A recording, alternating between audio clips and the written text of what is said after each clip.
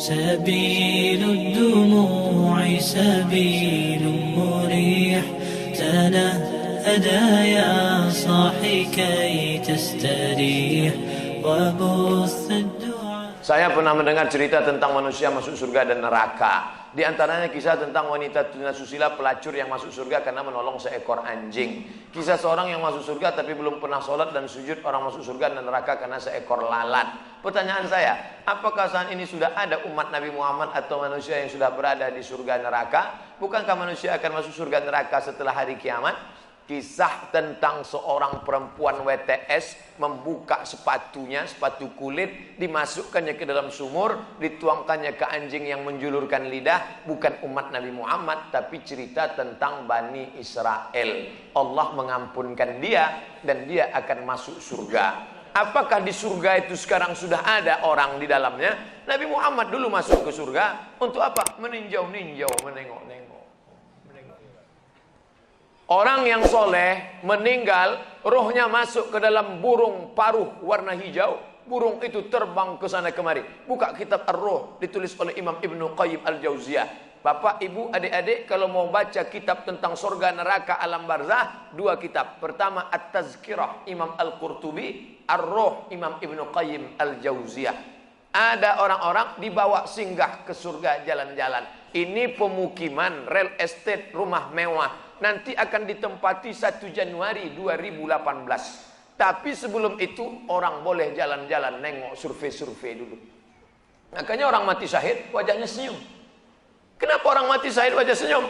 Karena sebelum nyawanya keluar, malaikat sudah mengepakkan sayapnya. Di situ nampaknya kau akan mati, kau tinggal di lorong blok C nomor 15. Senyum dia. Nah, ini kita sekarang jangankan tempat surga, parkir pun payah.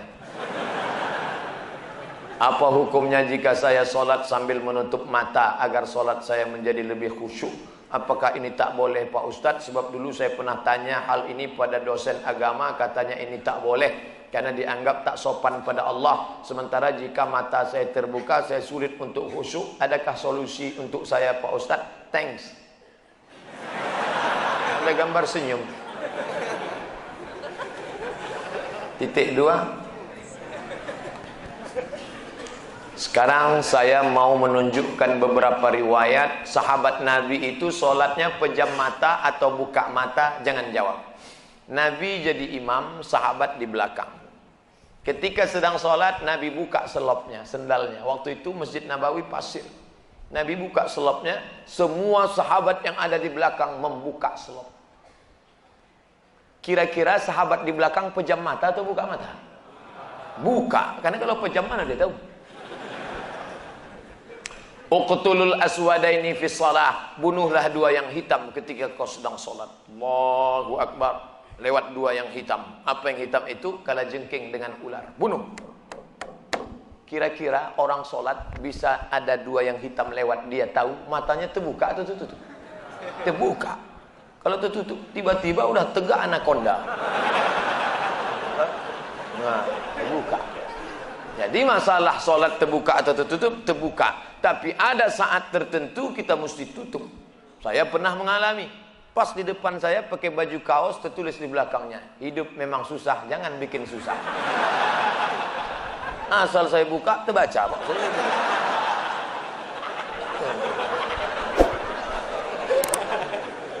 Jangan sholat ke masjid pakai baju bergambar-gambar, bertulis-tulis, pakai baju polos. Gambar. Sudahlah hari Jumat, besok terlambat datang ke tengah, tulis di belakang. Emang masalah buat lo? Kita bukan cerita sah tak sah, tapi efek pengaruhnya terhadap ibadah. Bagaimana pandangan Islam yang baik dalam mencari pendamping hidup seorang istri? 4 orang Pak Ustaz, sifatnya 4. Tungkahul mar'atu li arba', perempuan dinikahi karena 4. Apa yang pertama? 5 liha, karena kaya. Kenapa kau nikahi dia? Gimana lah Pak Ustaz, ku tengok cincinnya 3 biji. Kaya, tak salah. Wali hasabiha, kenapa kau nikahi dia? Keturunan Pak Ustaz, darah biru. Payah kemarin waktu cari donor darah, biru darah. Yang ketiga, wali jamaliha, karena cantiknya. Rambutnya bak mayang terurai, pipinya bak pauh dilayang, alisnya bak semut beriring, bibirnya bak delima merekah. So sweet. Walidiniha, karena agamanya. Fazfar bidzatiddin, pandangkan agamanya. Kau nikahi karena sukunya. Berapa banyak orang melanggar pantangan suku, dipecat dari suku. Kau nikahi dia karena kayanya, hartanya hilang melayang, kau tak suka lagi. Kau nikahi karena bentuk rupa, perempuan bagaikan bunga, kuntum mekar, setelah itu layu, semuanya layu, dia akan berubah. Nikahilah karena agamanya. Ustadz Somad, ya, saya mahasiswa Ustadz dulu, ya. Bisa, saya udah tamat kuliah Pak Ustadz, mantap. Udah kerja Pak Ustadz, alhamdulillah. Belum nikah Pak Ustadz, nauzubillah. Bisa Ustadz carikan yang ada 4-4-nya Pak Ustadz. Kalau ada 4-4-nya ngapain untuk ente? Man talaba akhan bila aibin baqiya bila akhin. Siapa mencari kawan yang tak bercacat, seumur hidup tak akan berkawan. Menikah bukan mencari kesempurnaan, menikah menutupi segala kekurangan. Semenit setelah akad, mulailah kau nampak segala kekurangannya. Kurang cantik, kurang tinggi, kurang putih, kurang mancung, kurang.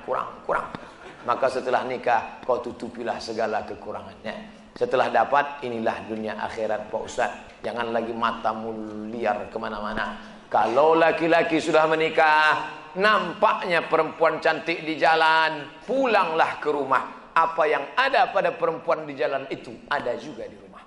Walaupun bentuknya agak lain sedikit. Bagaimana Ustadz menjaga kesehatan begitu jadwal padat? Tadi masuk WA ke sahabat kita, apa kata dia? Kalaulah Ustadz Somad itu made in Jepang, sudah lama rontok. Lalu apa yang Ustadz minum, apa yang Ustadz makan? Semuanya doa jamaah. Cobalah tengok di YouTube, di Twitter, di Facebook, di BBM, doa jamaah. Amin, amin, amin, amin, amin. Semoga Ustaz sehat, semoga Ustaz istiqamah, semoga doa menumpang tuah pada doa, mulut-mulut, tangan-tangan yang soleh. Mudah-mudahan kita bersatu dalam kebaikan insyaallah. Berapa takbir Idul Fitri Pak Ustaz? Berapa hari? Dari mulai tenggelam matahari sore, petang, malam takbir, sampai sore tanggal 13, 10, 11, 12, 13. Allahu Akbar, Allahu Akbar, Allahu Akbar. La ilaha illallah, wallahu akbar, Allahu Akbar, walillahil hamd. Sampai jam 2 malam suara tak serak-serak. Begitu ditengok, rupanya flash disk. Janganlah flash disk, orang lah. Ini banyak nanti flash disk ini masuk surga. CD masuk surga, flash disk masuk surga. Dilatihlah anak-anak muda kita. Latih anak-anak muda. Nih, takbir bukan cuma di masjid. Selama 4 hari itu takbir. Anak-anak, ibu-ibu di rumah sambil masak opor, masak rendang, masak gulai kambing. Allahu Akbar, Allahu Akbar, la ilaha illallah. Garamnya kurang. Apa yang membuat Ustadz tetap istiqomah berdakwah dari masjid satu ke masjid lain? Bukankah Ustadz sudah ada tawaran TV swasta untuk mengajak Ustadz mengisi acara di salah satu stasiun TV yang kita semua sudah tahu kalau tampil di TV bayarannya besar. Ya mau saya harus ganteng. Masuk TV itu 2, ganteng betul atau buruk betul. Saya pula kan tidak pala buruk, tapi ganteng pun tidak juga. Pakaian itu harus begini, harus begitu, nah, itu yang tak bisa. Tapi yang paling berat ini jadwal. Jadwal harus gini. Saya tak bisa jadwal. Saya sudah penuh sampai 2018 Idul Fitri. Saya sudah. Nah, nanti setelah itu barulah kita masuk ke TV-TV. Kok muat? Apakah memang ada hadis yang mengatakan tidak kujamin umatku 14 abad akan datang? Seandainya di sini memang ada, apa yang tidak dijamin? Syafaatnya atau ibadahnya? Mohon pencerahan. Tak ada. Nabi jangan berkecil hati hidup zaman sekarang. Apa kata Nabi sallallahu alaihi wasallam? Al ibadatu fil haraji kahijratin ilayya. Siapa yang tetap istiqamah beribadah padahal waktu itu banyak fitnah-fitnah, sama macam berhijrah bersama Nabi Muhammad sallallahu alaihi wasallam. Jadi jangan mengutuk nasib. Mengapa aku hidup di abad sekarang ini? Kenapa tak hidup zaman Abu Bakar, Umar, Utsman, Ali? Kalau mental model ini, hidup zaman dulu pun jadi Abu Jahal, Abu Lahab. Jangan berduka. Anak-anak muda, kalian yang banyak godaan, justru hebat. Ini anak-anak muda yang datang malam ini luar biasa. Tadi udah ada yang ngajak ke karaoke, ada yang ngajak ke night club, ada yang ngajak main gaple, ada yang ngajak dangdut. Dia tolak itu semua. Maka sama macam hijrah bersama Nabi Muhammad SAW. Tuh, bro, kita gimana karaoke malam ini? Tidak, aku mau ngaji ke sana. Ada Ustaz Somad datang. Itu. Setelah, jadi gimana? Pulang dari sana kita.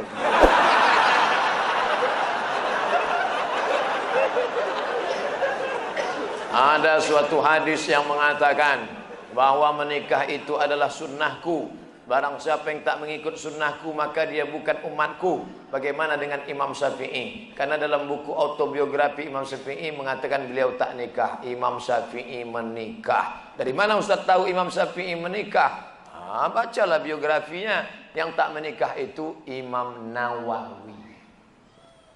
Betul, ada imam dalam mazhab Syafi'i, Imam Nawawi. Imam Nawawi tak menikah. Imam Ibnu Taimiyah tak menikah. Sayyid Qutb penulis fi Zilalil Quran tak menikah. Syekh Abdul Fattah Abu Ghuddah menulis satu kitab judulnya Al-Ulama Al-Uzzab Alladzina Atharul Ilma Ala Zawaj.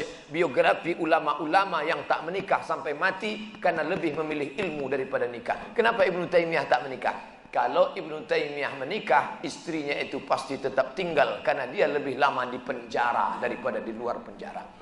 Sayyid Qutb digantung 1966, mati dalam keadaan ditulisnya tafsir itu di penjara. Maka mereka itu memikirkan mudaratnya lebih besar. Tapi kalian yang muda sekarang jangan kalian ikut ini.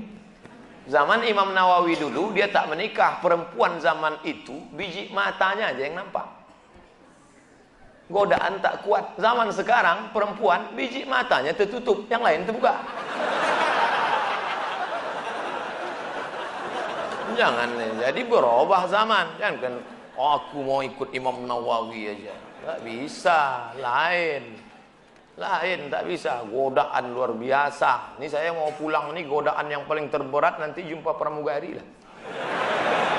Besok habis sholat Jumat mau pulang. Sudah jelas pakai peci, pakai baju koko, pasang muka seram waktu lewat. Tetap ditegurnya. Nomor berapa? La ilaha illallah. Udah dapat nomor kursi duduk saya. Sengaja tak ada senyum-senyum. Tetap dia datang. Bapak seatbeltnya udah dipasang. Astagfirullahaladzim. Ramah betul lah dia. Silap pula lama-lama. مساك الفضاء الرحيب الفسيح تنحى يا حزن واهجر فؤادا توكل بجد بعزم فصيح فإني علمت بأنك نجوى ولبس خبيث